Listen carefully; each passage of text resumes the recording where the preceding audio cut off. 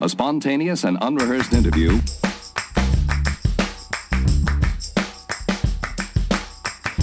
Hello, and welcome to the 73rd episode of Curiosityness. I am the host, Travis DeRose, and this is the show where we discuss and I interview people who know a lot about subjects that you might be interested and curious about. So this episode, we're talking about Bigfoot, Sasquatch. I have on Daniel Perez. He is the editor of Bigfoot Times and the creator of Bigfoot Times, which is a journal newsletter that gets sent out. And Daniel has been doing this for nearly all of his life, ever since he was a teenager. So he has an incredible knowledge and understanding of Bigfoot and all the sightings and evidence and, arguments in favor and against Bigfoot. So it was really fun to talk to him. He's got a great angle of attack at all this stuff where he's not saying stuff is conclusive. He'll talk about how the evidence leads a certain way or looks a certain way. And, it's just kind of speculation where you can't say, do Bigfoot bury their dead? He can't prove that. So he admits that stuff, which is great. So I think Daniel takes a good angle at this stuff. So I think you'll appreciate it. And it's just a fun episode where we talk about Bigfoot sightings, footprints, photos and film of it, DNA evidence. I think you'll really enjoy it. Oh, and what's interesting, I love this, is the population size, how there could be a small population, which is similar to the wolverine, which is a real animal, which also has a small population. So I'm talking fast, I'm rambling, because this is exciting. I'm going to stop now and let Daniel take over. So here is episode 73 with Daniel Perez. All right, Daniel, how's it going? It's going fine.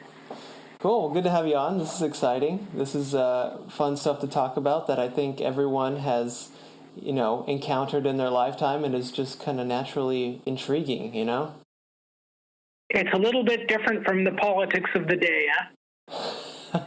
Very true, yeah. I just happened to be up in Santa Cruz a few days ago, and I stopped at the Bigfoot Museum by, I think it's Michael Rugg is his name. Yeah, Mike Rugg is the proprietor of that Bigfoot Museum, a small one, and it's been there, I'm thinking since 2008 or thereabouts. Yeah, no, that was pretty cool, because I wasn't planning on that. We had already scheduled this call, and I just happened to drive by that and stop by that, and he was there, so we got to talk to him for a bit, and he knew you right away. I mentioned your name, and he said you were one of the youngest guys to come to him. That's true. That's true. That was back when I was a teenager I met him. And that was probably in the late 70s, early 80s. Wow. So I've been on the track of Bigfoot for quite a while. Yeah. Man, that's awesome. You're in this for the long haul for sure, huh, Daniel? Because of my interest in the subject, it just keeps going and going, and it hasn't been resolved. I mean, no one is certain that Bigfoot is out there, but we think it is, but no one can prove it. How's that? Right, yeah. So it's really, that's the end goal then, right there, is to kind of get some definitive evidence? Well, that's a good question if that's the end goal for many of the researchers or investigators, because you got to remember the current crop of investigators and researchers are now turning to social media and turning to likes on tweets and whatever it is. And it seems like maybe there is no end goal. Maybe it's just amusement for the day. And it's just like, I was just talking with some people that are investigating some activity in the Ozarks in Missouri, and I asked them that very question. It's just like I said, is there any end game, any end goal in terms of trying to get one or get some physical evidence? And they seem to be a little bit of at a loss as to answering that question. Interesting. So it's just kind of been, I mean, I can imagine that people would just kind of jump on board just to get the likes and the publicity and the TV shows and all that stuff, huh? Well, sure. In fact, I'm pretty confident, with finding Bigfoot, those people, the four people that were on that show, they didn't become household names to the American public, but they became household names to the Bigfoot community that follows this stuff. Okay. And so now, starting in December, on the Travel Channel, there's going to be a new show called Expedition Bigfoot. And this time, it's almost the same recipe as far as I can see, because they have one woman as part of a team with a bunch of guys. And I guess maybe they're copycatting a little bit, finding Bigfoot. And again, it's going to the television. And I wrote about that in the latest edition of the Bigfoot Times, and maybe a little bit sarcastically, or I wrote that I said, I can assure you that probably none of the evidence they collect will ever be reviewed in a peer-reviewed scholarly journal. So, okay. Yeah, so I guess I can you're kind of leading me on it, but yeah, what are your thoughts of shows like that, really, or those folks who are doing it? I think it engages the public momentarily, and it's entertainment, but in terms of serious science, let's just put it this way.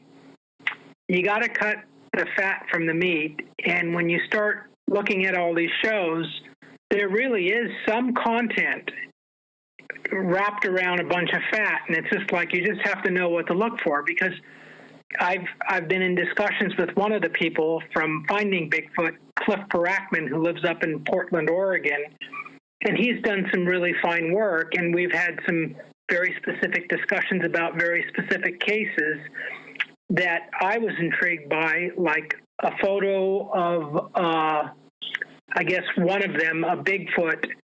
I guess it was a camera trip photo where the subject is squatting down, and the owner of the property was wondering about the apples being stolen from the tree, and he was wondering who did it, so he put the camera trap up, and he got this. And it sure looks like a Bigfoot that has, I guess you would maybe think mange or something, because it looks like it's got a bunch of spots where there's no hair, and it looks really interesting. And so that is one of the meaty portions that is worthy of further discussion. A lot of the other stuff you just kind of have to put aside and just keep moving. I see. That's a fair point. They're trying to entertain people on a TV show and keep them watching after come back after the commercial break. So their motives are a little different for a show like that on the Travel Channel. Yeah. Exactly. Right. And the thing is, it's just like, there's good and bad to it. I think mostly good, because another generation of individuals become hooked and interested in the subject matter. And in fact, my introduction to the Bigfoot world was when I was about 10 years old, by a movie called The Legend of Boggy Creek. And that was about 1973. And prior to that time, I didn't know anything about the subject. There was no internet.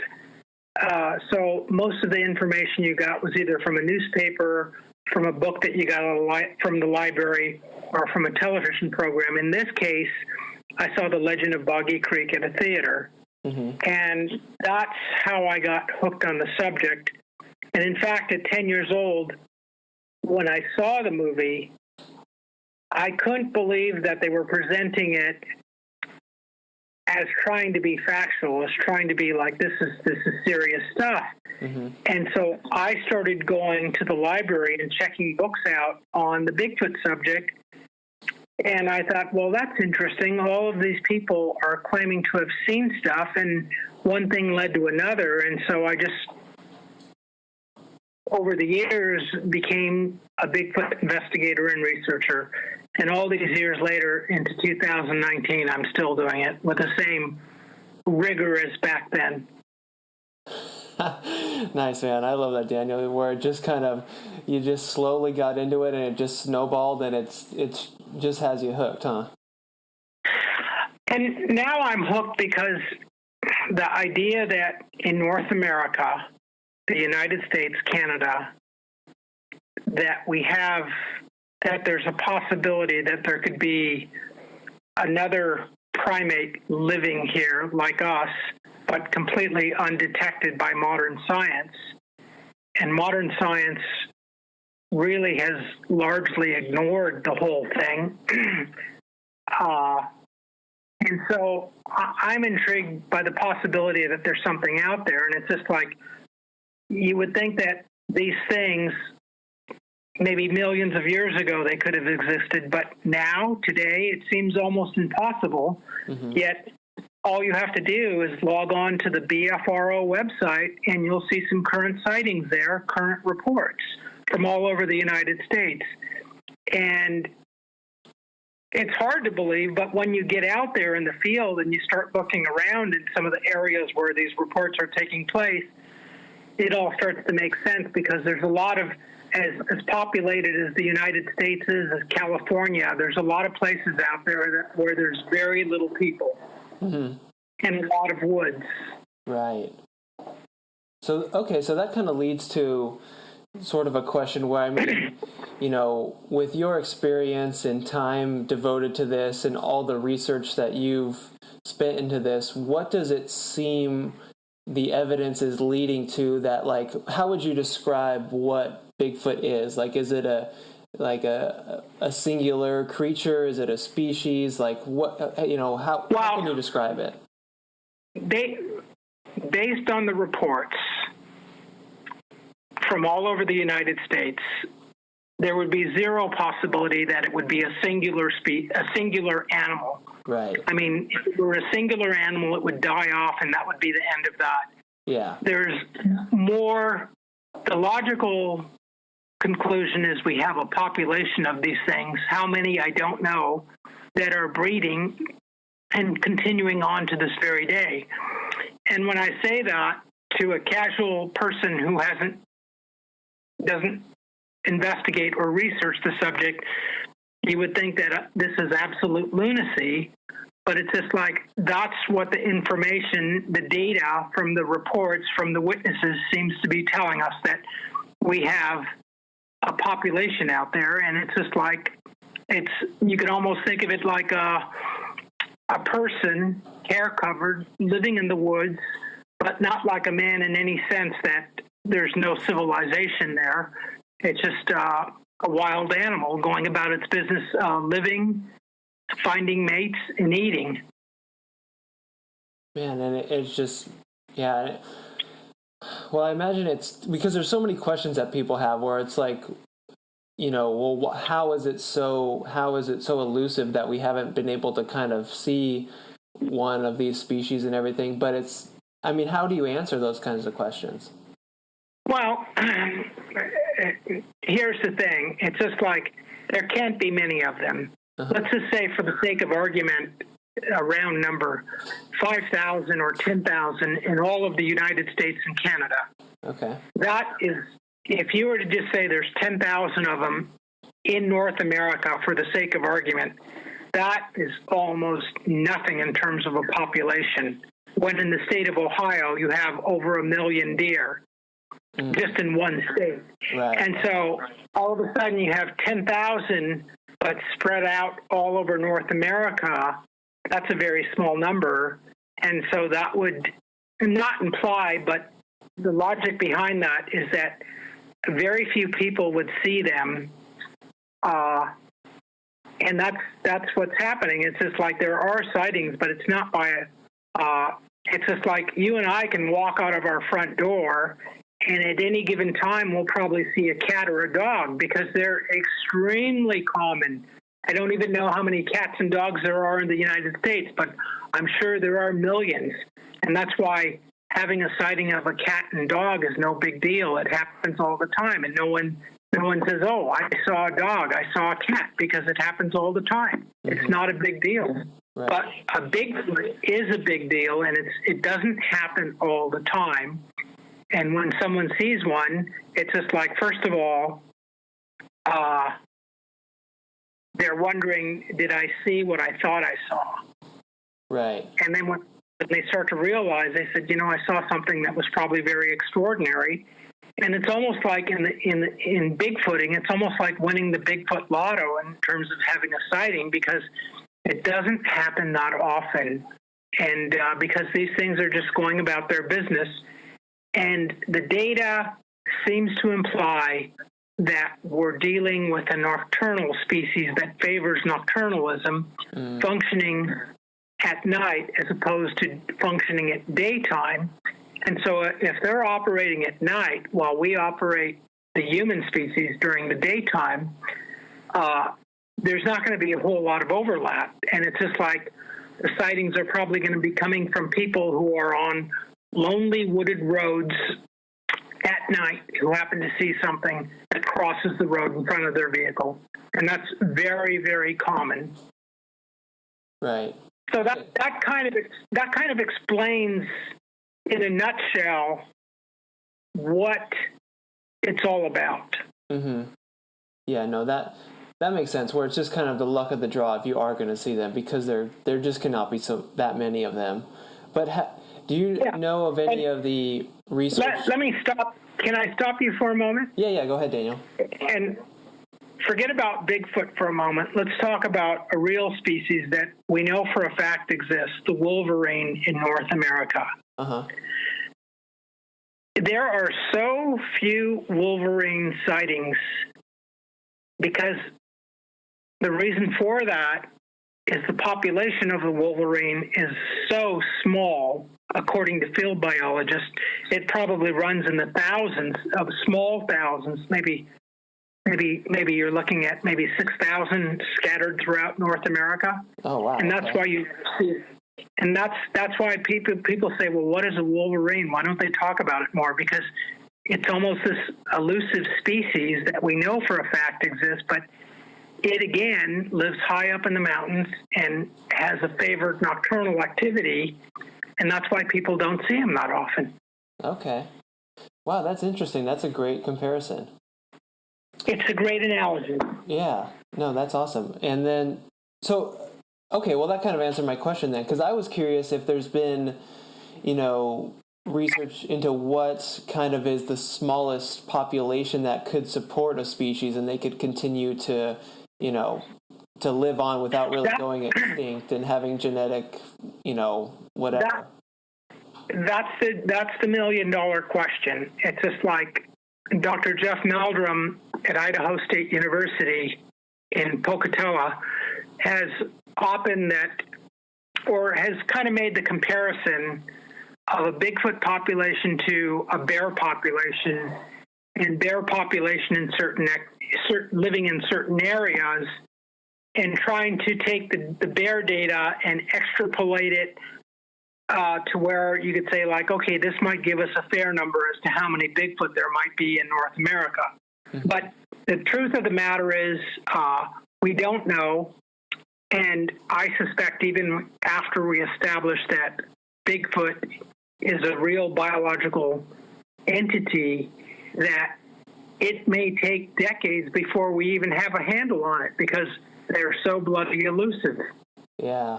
It might end up being a good guessing game as to how many there are in terms of population, and that would be after the fact rather than before the fact.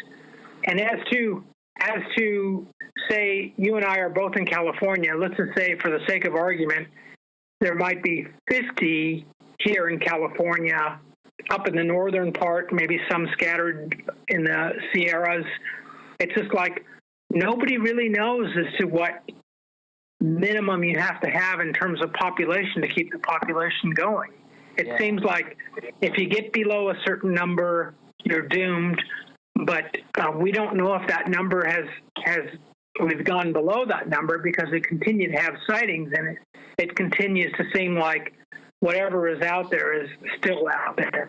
Yeah. So they seem to be doing just fine. Right. Man, interesting. So, and then the fact that we haven't really, there are sightings and there's, footage and photos and everything, but is it just kind of the fact, do you think, that there's just not many of them, or do they seem to have behaviors where they're just very, elusive or skittish or extremely well at hiding or something like that? Well, again, everything I'm saying to you would be speculation based on the data that's available. Right. And I would suspect what's out there is probably the second most intelligent primate on the planet, the second most intelligent life form on the planet, and that it probably has the capacity to know a lot of things in terms of what people are doing out in the woods in their area as to when they need to be alert and when they don't need to be alert. And so that might give them the benefit of being able to hide at a moment's notice. Right. But again, I don't know. It's just like, if it was just some dumb wild ape, you would think that, like the gorilla, and I wouldn't say the gorilla is dumb, but we would have discovered it a long time ago. But we have not. That is not the case. Yeah. Man. So, like kind of talking about the, the brain size or anything like that, has there been any fossils that have been found or anything like that? No. In fact, that's one of the big arguments against the reality of Bigfoot as a biological entity, is that never once, to my knowledge, has anyone brought forward bones that would indicate that a species is out there. Yeah. There have been reports of people finding bones and seeing dead bodies, but no one can prove what they claim. In fact, in 1967, two girls out in Happy Camp, California, claimed that they were out in the woods looking for those Chinese bottles that apparently were thrown in the woods by, I guess, when they had Chinese encampments. And instead, on this fire trail, they came upon a dead Bigfoot, or so they say. Mm-hmm. But they never went back to take a picture of it, and no one else could ever verify that this was the case. And so it's a story. Yeah. But had they been able to take some, to get some physical evidence of what they saw, we may have solved the Bigfoot mystery way back in 1967. Mm-hmm. Yeah, so this would be the frustrating part where, it's people, like, then the question kind of leads to, it's like, well, what does this Bigfoot species do with the dead and their remains? Do they leave them there? Do they bury them? But it's like, how you wouldn't be expected to have an answer to that. It's just speculation. Again, it's speculation. One might, in fact, I recall reading, or at least I thought I read, in the late Ray Crow, who was a Bigfoot investigator from Oregon, and he published a newsletter called The Track Record. And in the track record, I think there was a report of a man who had seen what apparently seemed like a burial of one of these things. And I don't know, I've never followed up on the report, but it's intriguing if that is the case. And if they're burying their dead, it might say something about who these things are in terms of what their thought processes are, and whether they have something of a rudimentary culture. Mm-hmm. So, I suppose we could just sort of use the same reasoning, though, that we haven't been able to find any remains, just on the fact that it isn't a large species. There's not a large population of them, so we just haven't stumbled upon it yet. Well, I have no answer. I really have no answer as to why we haven't found any physical remains. But in general, when you go out in the woods, you don't see a whole lot of dead animals out there. Yeah, that's true. And one of the few times Buddy and I went hiking here in Southern California, out in the Palm Springs area, high up in the mountains. And I guess I probably forgot that there were bighorn sheep or sheep up in the mountains. Mm-hmm. We saw some sheep up there, which was interesting in itself. But we came upon the skull and the what do you call them? The antlers of a sheep, way high up in the mountain. And it was one of the few times where I've seen the remains of a dead animal, the skeletal remains, and we both got the impression like probably a mountain lion or something had drug it up this kind of mountainside where you could kind of hike up, and it was kind of hidden behind some rocks. Mm-hmm. And that's the impression we got. I took some photos, and again, that was the first and only, not the first, but where I really saw what I would consider substantial remains of a dead animal. Right. But that's few and far between. Yeah. Yeah, that's a good point. I haven't seen that at all, but I generally stick to like national park, like fairly heavily populated paths and trails and stuff, so that may be different. Yeah. So I'm curious about the Wolverine. Why do you think that? Because we have, like, there's not really a dispute as if the Wolverine exists or not, is there? No, absolutely not. The Wolverine is a factual animal. There's no question that it exists.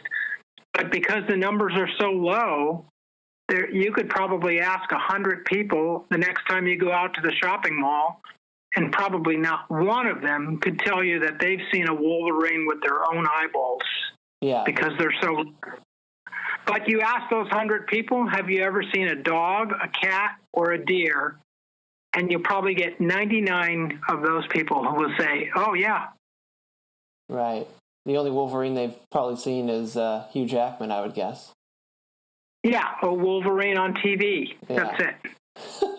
So why any like thoughts as to why we've definitively, that the Wolverine is an animal, but Bigfoot is still unproven? Because we have no physical evidence.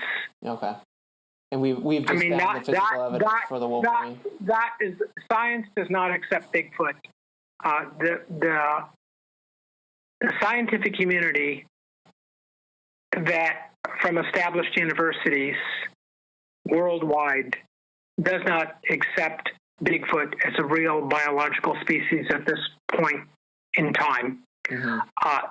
If a body were collected and brought in that many people could examine from the scientific community, then there would be no question that Bigfoot is a real biological entity. Right. Now, but that hasn't happened. Until a body is presented to science, I would say you have to be content with folklore and mythology. Yeah. But that doesn't mean just because they're folklore and mythology today doesn't mean they're not going to be fact tomorrow. Right. Yeah, no, totally. It doesn't, nothing's been proven or disproven, really. Yeah. And over the years, since January of 1998 to the present time, I published a monthly newsletter on the subject called the Bigfoot Times to bring readers up to speed on the current information.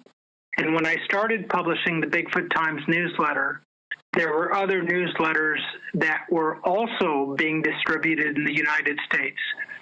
And what happened, the internet started encroaching on people's lives more and more, and people started relying on the internet. And so the paper newsletter that was mailed out kind of went by the wayside, and the only one that survived was the Bigfoot Times, which I publish. Nice. That's awesome. Congrats, Daniel. Yeah. No, that's very cool that you've been doing this for so long. That's awesome. That's a big accomplishment. Very cool. The newsletter has been published for over 20 years, Man. And I'm very proud of it. Yeah. No, that's great. So just to kind of jump back, this is something, Michael Rugg just threw a ton of information at me, but he mentioned a lot of stuff about some interesting stuff about DNA evidence that's pointed to the fact that, or it hasn't been able to be identified as a species that we know of and things like that. Can you talk about maybe some of the DNA evidence that's out there? Well, everything that I know in fact, I was just reading about that in a current book on the subject, Bigfoot and DNA, and it's just like as far as I'm concerned, everything out there is inconclusive at the present time. Mm-hmm. And it's just like some of the stuff is interesting, and some of the personalities behind the collections of some of this data is interesting. It may be, but until it's written up in a peer-reviewed journal where it definitely states that this is from an unknown species, I will just sit on the fence on the matter. I see. And I mean, even if would something being written up in a peer-reviewed journal saying that it's from an unknown species, that wouldn't even, what would that really accomplish or prove? I think if it were written up in the journal Nature by very well-known scientist that was peer-reviewed, and they stated that this DNA or whatever it is they're analyzing indicates the presence of an unknown primate in North America, I think that would get a lot of people talking instantly about the subject matter. Oh, yeah, totally. No, you're right. I can definitely imagine that. So do you feel that there's kind of a hesitance around, the scientific community to kind of do something like that just because of the perception of it or anything? I think a lot of established scientists kind of steer clear of the whole matter because even today it's a little bit taboo. But there's a lot of people that are interested, and it's just like I try to keep abreast on all aspects of the subject matter, and it's just like there's nothing out there in terms of DNA that has been collected that really impresses me.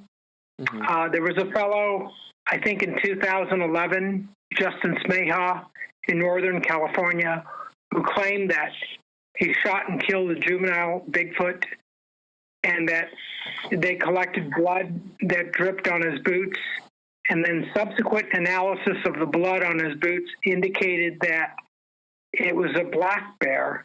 Mm. So it's just like when they do stuff in terms of analysis, sometimes what is hoped for is not always what comes out in the end. Yeah. Well, no, that's understandable. Oh, man, this is crazy. I love this stuff. It's so interesting. And I like the way you approach it, Daniel, where, you're very kind of logical about it. And if it's not conclusive, it's not conclusive. Then it's, I like how you don't specifically source things that aren't, proven or whatever, Well, the thing is, there's no entry gate into Bigfooting as to what qualifies you to be a researcher or an investigator. So as I got started in my own activities, I kind of learned the ropes through two individuals that are now deceased now, the late John Green and Renee DeHinden, who's basically, if you look back at it in terms of who they are in Bigfooting, it's almost like learning how to play basketball from Michael Jordan and Wilt Chamberlain. I mean, you couldn't have asked for the two best people out there. And so back then I corresponded with these individuals, and they gave me a lot of advice. And then later on, we started making phone calls to one another, talking about the subject. Nice. Cool. I can imagine it's most people who are into it, in the way that you are, or you subscribe to the Bigfoot Times, are like, do you guys all know each other? Is it a group of pretty? No, back in the early days when I published the Bigfoot Times, back in the 70s, I published another newsletter called the Bigfoot Times 2, but it was just one word. The Bigfoot Times of today is two words, Bigfoot Times, mm-hmm. But there's too many subscribers, too many on the membership. We have just under 1,000 that I don't know the people anymore. Back in the early days, when I only had just a few dozen subscribers, back in the late 70s, early 80s, I knew most of the people. Now there's too many people to know. Right. Well, I mean, that's... But I do keep in touch with a few people here and there. And it's very easy and convenient to text one another, shoot off an email, and you could all do it by mobile now. Yeah, no, totally, definitely. So I'm curious what, I would assume you get this question a lot, but what is your answer when someone asks you, is Bigfoot real? How do you respond to that? I would respond with an affirmative that yes, it is. And then let's just put it this way. If you were to have heart surgery, you're not going to go to a plumber. Right. And so if you want to know about the Bigfoot subject, you would go to someone who has a tremendous amount of background and experience in the subject matter. And I just happen to fit that qualification. Mm-hmm. So if someone were to ask me who has no knowledge about the subject, is Bigfoot real? And I would say absolutely yes. And there's no question in my mind. And I've studied the subject matter for decades upon decades, and there's no question that these things are real in a biological sense, like me and you. Mm-hmm. Man, okay. So for you, there's enough evidence to show that Bigfoot is conclusively real, but it's for the scientific community, there is not as of yet. True. Okay. True. And part of the scientific community's problem is when there's new ideas that challenge the status quo, they tend to steer clear of the whole thing. I see. And a lot of people in the scientific community, based on their training, would probably say, well, first you should rephrase that question and ask, what is the probability that Bigfoot is real? And they would say, the probability is probably very, very low. But if you were to ask me, I would say, forget about probability.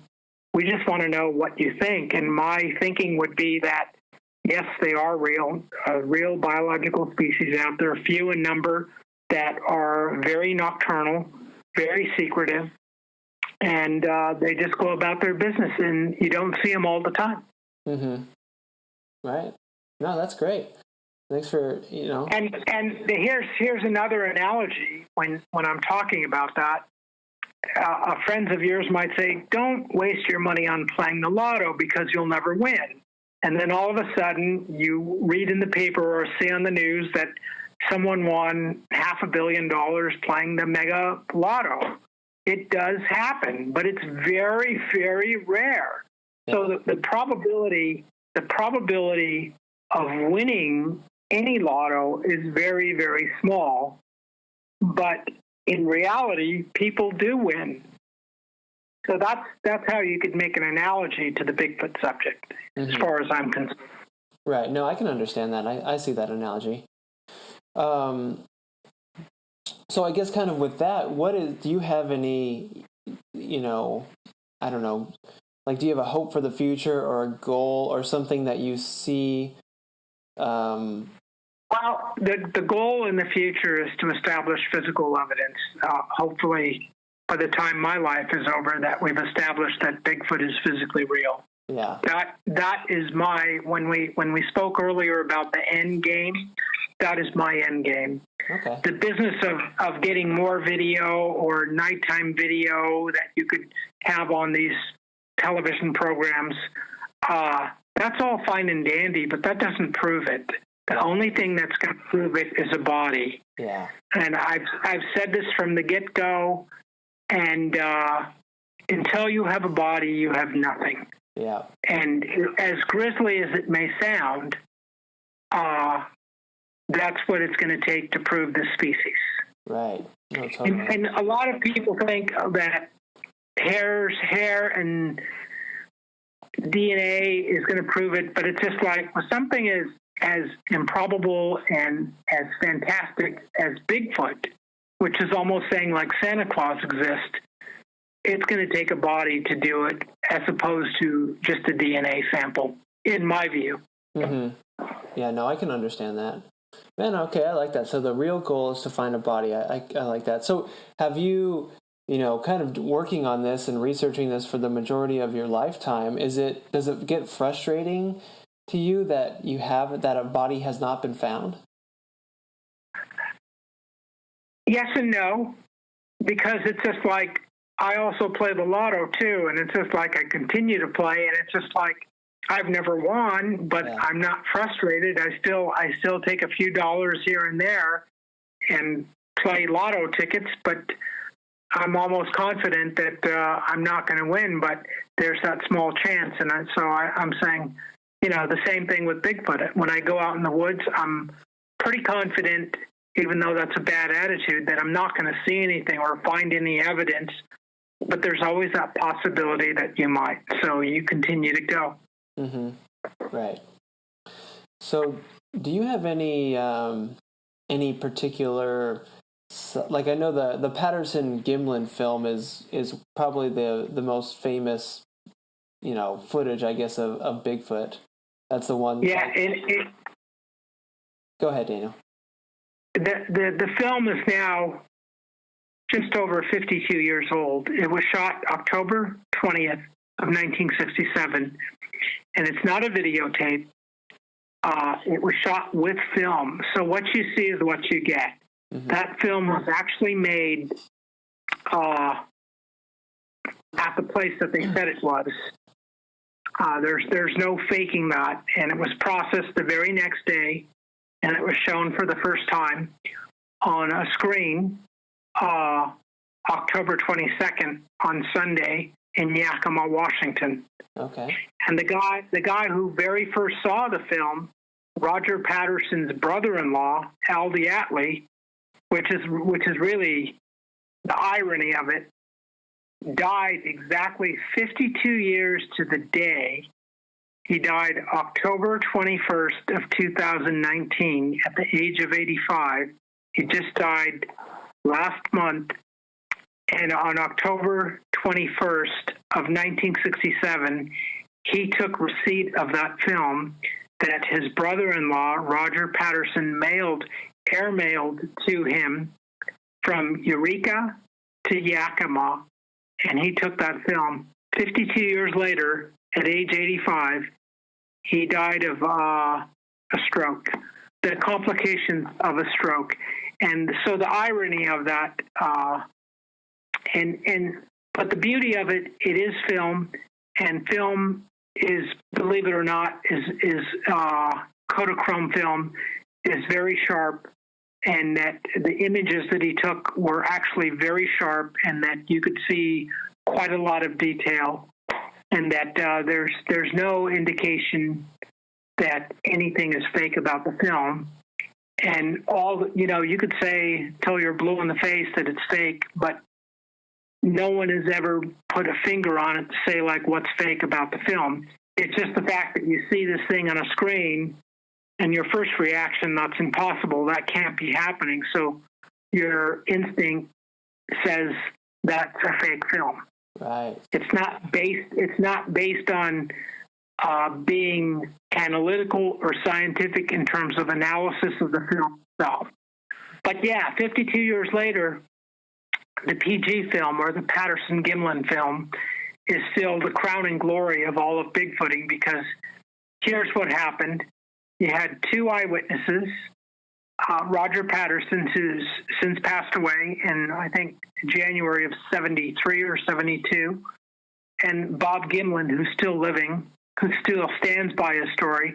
You have two eyewitnesses to the event. You have Roger, who took a film of what he saw. So you have the film as evidence. After that, they took movie footage of the tracks in the ground that were left behind. So there is your evidence of footprints in the ground. So they took movie film of the footprints. And then after that, they took plaster of Paris castings of the tracks. And so there's a whole lot of associated evidence with that one particular film. And even today, that film site is still locatable. And so I was there, let me think, last year, October of 2018, I was on that film site with some colleagues, and we were doing some work there. And so there's a lot of evidence associated with that film that taken as a group, had it been, say, like someone who's evading the law that they were looking for, and someone got a film of that person, that would be very convincing evidence that that person is in that area. Oh, okay. Interesting. Yeah, I like that comparison to it. Okay. So in your kind of does that seem to be one of the, kind of best, like that's the famous one. Is it popular and famous, rightly so, or are there some other good, photos or videos that maybe we're not aware of? Well, one that doesn't get any publicity is what happened to Randy Chase, and I believe this was November of 2005. Yeah, I think it was November of 2005. And Randy Chase is an electrician who lives in Seattle, the Seattle area. Mm-hmm. And his favorite pastime is to go out hiking in the woods by himself. And on this particular occasion, I think he was going to go hiking with a friend who decided not to go. And he took with him his camera, which he always does. And he went up to an area called Silver Star Mountain. And he had one of the early versions of a digital camera that didn't have much megapixel, whatever, to get information. Right. But he gets up near the top of the peak, and it's snowing, and it's cold, and I think he said it was like in the 30s, but he still went up there because of the view, and he likes to hike. And he got up there, and he saw something that immediately caught his eye. He said, well, if that's a rock, that wasn't there the last time I've been up there, because he's hiked up there before. And whatever was there started to move. And so what he did is he got his camera out and started taking pictures. And the guy's name is Randy Chase, and he took these photos. They never got a whole lot of publicity, but I went up to investigate firsthand, to check out the location. And in fact, I went twice. I drove from Los Angeles to the Seattle area and went up to Silver Star Mountain to specifically investigate that case. The first time out, there was no Randy Chase with me because I didn't actually know who he was. Mm-hmm. And then on my second go around, by then a colleague of mine who was on Finding Bigfoot, Cliff Barackman, was at my house, and I was discussing that incident, and he goes, oh, you mean Randy Chase? And I go, oh, is that his name? And I said, that's interesting. And I said, I'd like to get contact information. So in May, June of 2009, there was a conference up in Yakima, Washington, the Bigfoot Roundup, I think they called it. And there was quite a few people out there, and it was kind of an outdoor meet. And I thought to myself, the last thing I want is the looky-loos and the Bigfoot mob out there with me on an investigation with Randy Chase, because that would detract from what I was trying to accomplish to really get a feel for the eyewitness, because this was the first time I met him. Mm-hmm. And so I kept everything completely quiet. And the only way to keep a secret in the Bigfoot field is to tell nobody.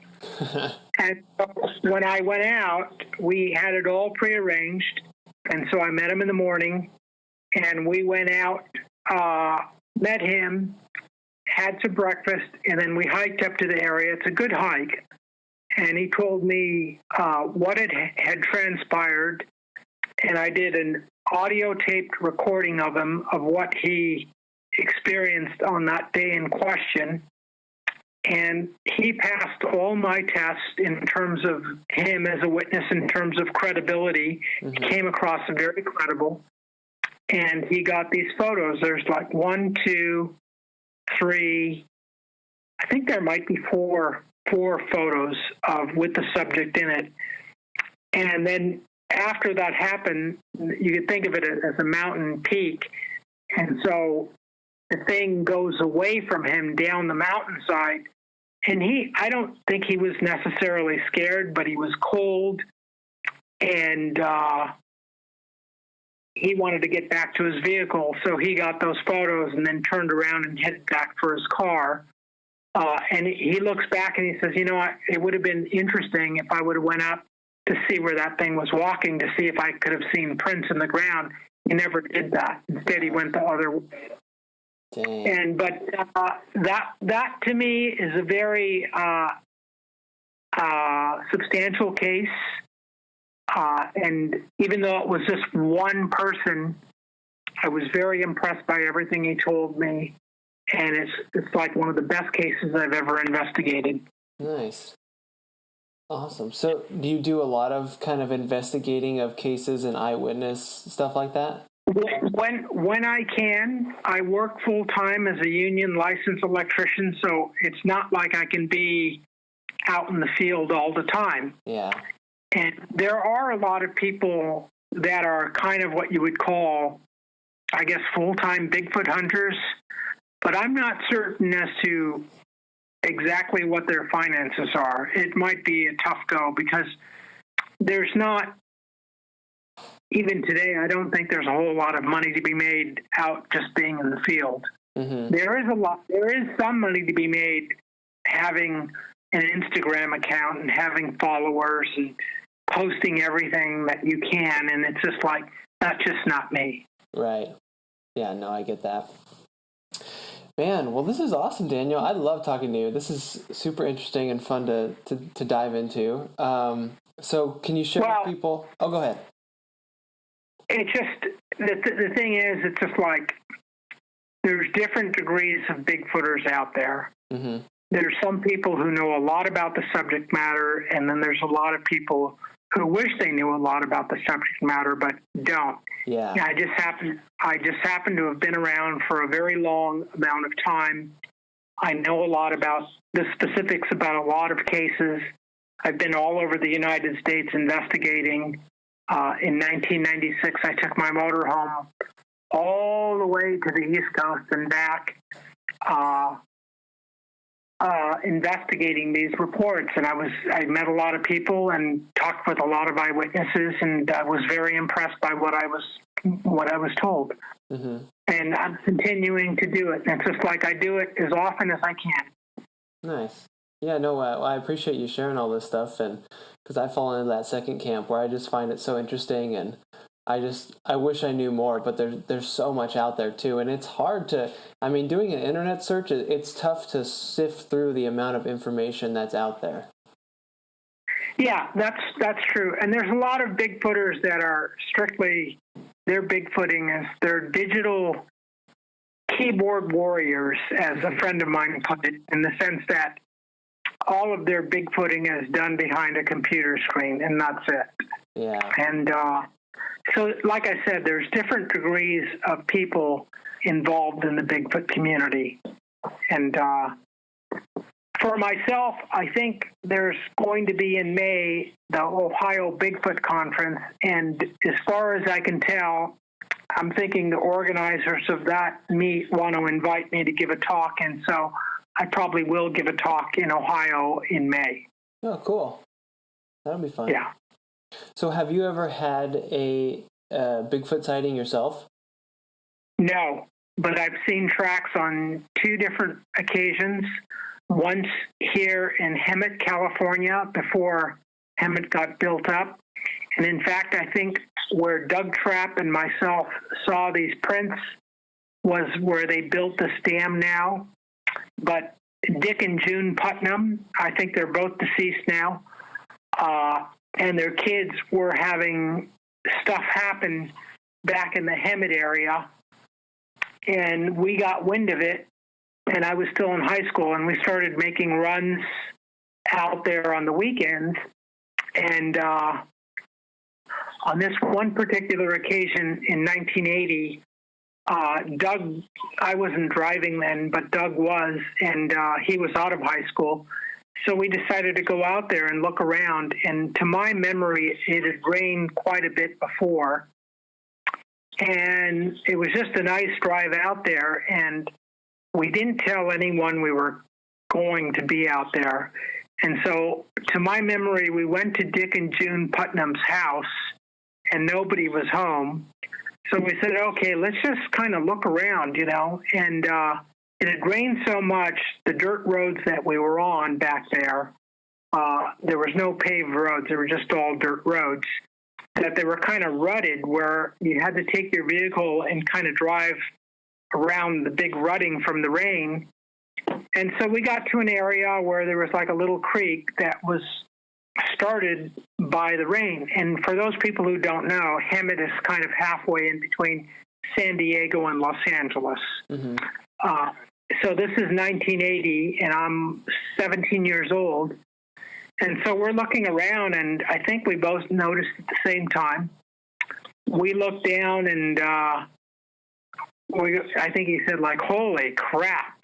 And I looked at him, and I'm not sure if I said anything, but I had that expression on my face, like, holy smokes.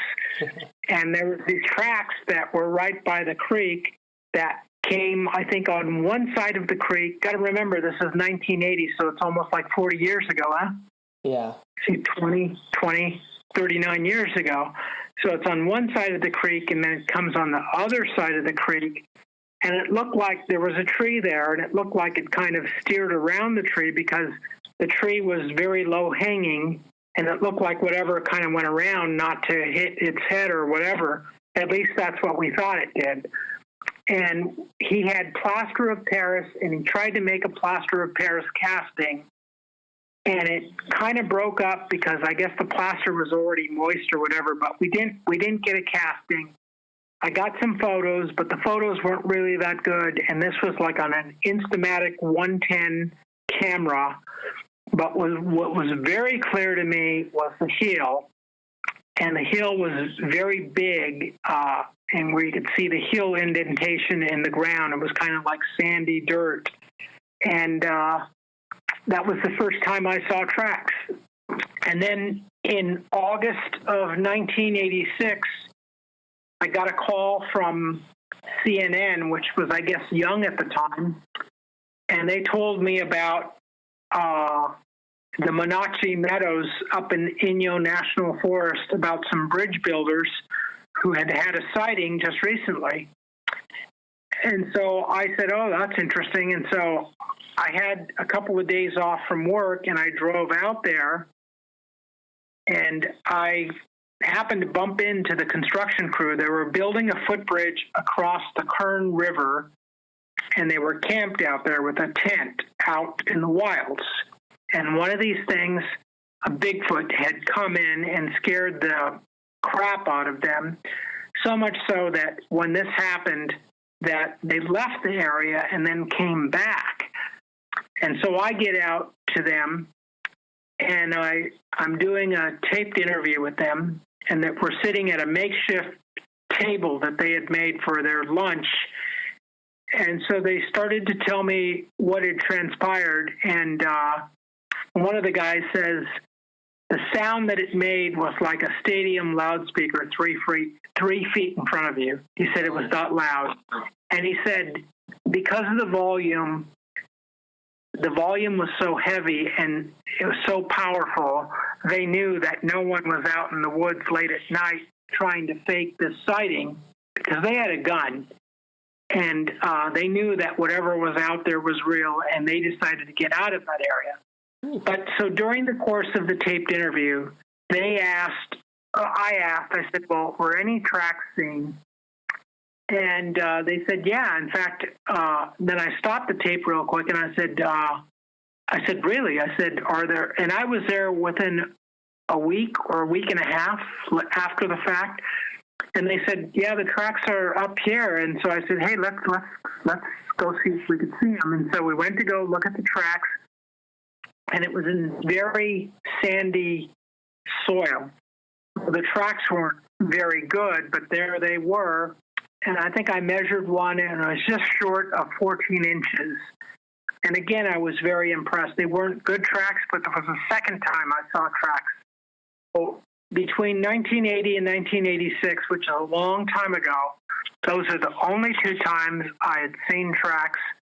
And the second time, because there were eyewitnesses involved, it made the tracks even more impressive. Yeah. Wow. Man, that's crazy. Thank you for sharing those stories. Those are fun. Yeah, but again, from 80 to 86, I saw tracks, and after that, I've never seen anything that I would consider a track. So you get 2 times, and the rest of the time, you don't see anything. Yeah. And so when people tell me that they see evidence all the time, I scratch my head, and I'm wondering, well, what are they doing that I'm not? Right. Yeah, that's a good point. Yeah. Man. Well, Daniel, can you share with everybody listening, the audience, where we can, maybe find you on social media, or where we can get more into the Bigfoot Times? I'm on Facebook under Daniel Perez, but if they want to get a yearly membership to the newsletter, which is $18.50, and you get it every month, mailed to you in the postal mail. I mean, you get to actually put it in your hands. Yeah, love it. But it's called BigfootTimes.net. Just go to BigfootTimes.net, and you'll see the website. And it is the only newsletter in the world that is still published and is still mailed out to the readership. Nice. So if people like me on your podcast here, they're going to love the newsletter. Cool. No, definitely. Well, I'll throw a link to that in the show notes so folks can easily click on that and check that stuff out for sure. Man, this is great. Is there anything else you'd like to, share or perhaps ask of the audience or anything like that?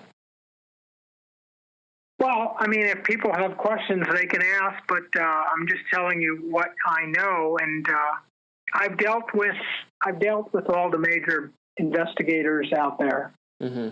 And Dr. Jeff Meldrum is extremely well known in the Bigfoot community, partly because he has a PhD and he works at the university level, partly because he's very good at what he does too. So he got in touch with me, I think way back in the 70s, and he wrote a letter because I was publishing another at the time. Mm-hmm. And so he wrote to me, and we're still in touch. He actually gets the newsletter today. And who else is Finding Bigfoot? Nat Moneymaker from Finding Bigfoot actually reached out to me in a telephone call back in 1989. So I was one of the first people to ever know him as a Bigfoot investigator. Cool. Yeah. Man, well, yeah, thanks again, Daniel, for coming on and, taking the time to share all this stuff. I love it. And, I really hope that's something, it would be so fun to find, a body or something more conclusive like that and really see this push into the mainstream and everything. That would just be...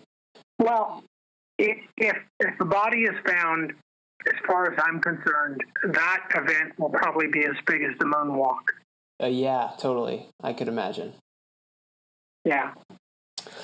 Cool. Well, thank you, Daniel. I'll let you get going. I won't take up any of your time, but appreciate it again. Thank you so much. Well, thank you for having me, and very good. Well, there you have it. Thank you to Daniel for being on the show. Thank you to you for listening all the way through. Appreciate it. Hope you enjoyed the episode. And I'm curious, what are your thoughts? Do you think Bigfoot is real or not? Are you on the fence? Do you think it's possible or it's unlikely? Send me an email to travis@curiosityness.com and tell me, or find me on social media. You can send me a message or tag me in your posts about Bigfoot on Instagram. I'm on there as @Curiosityness podcast. I'm curious. As for me,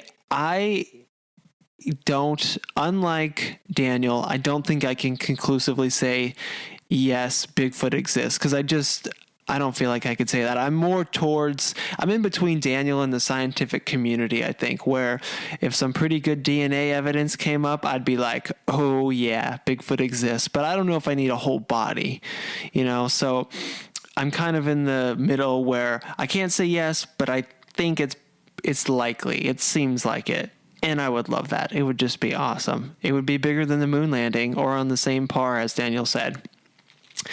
So that's it. That's episode 73. Thanks for listening all the way through. Again, if you maybe know somebody, a friend or a family member perhaps, who would find this information in this episode interesting, I would love it if you send it to him. I'd love it if you shared this show on your Instagram. Tag me at Curiosityness Podcast. Tag me on Facebook at Curiosityness Pod. No, on Facebook, it's just at Curiosityness. So I'd love it if you share it. It really helps out the show, spreads it around, and hopefully people find the show that like it, and you know people that may. So that's it. I'm rambling again, but thanks for being here, and I'll see you in episode 74. Bye-bye.